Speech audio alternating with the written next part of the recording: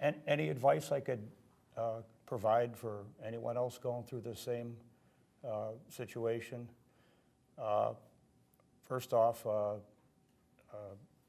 you got to listen to your doctor.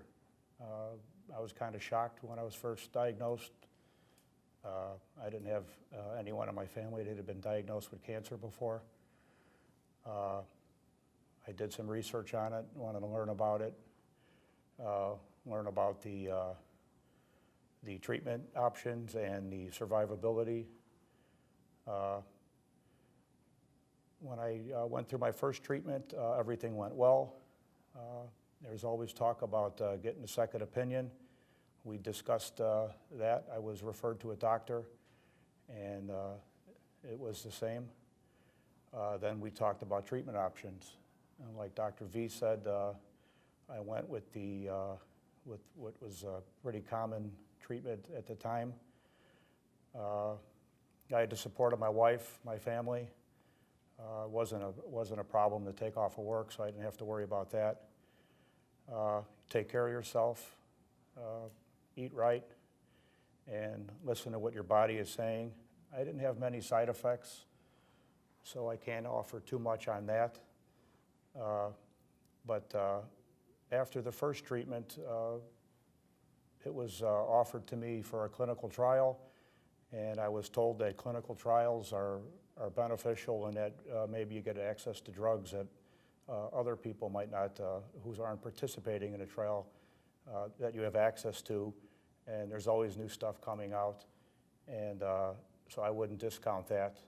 My clinical trial did not work out.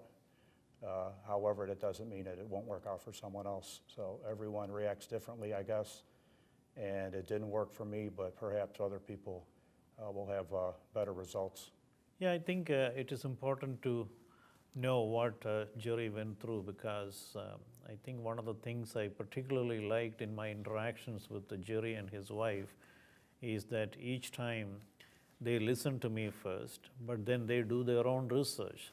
They talk to others, read about it, and come back and ask questions. So it is a combined effort, not just the doctor coming and tell you this is the best treatment. I think this is the way every patient with lymphoma or other cancer should be thinking about. Try to get a second opinion. That doesn't mean that you don't trust your doctor. It's always a good idea to get a second opinion, one.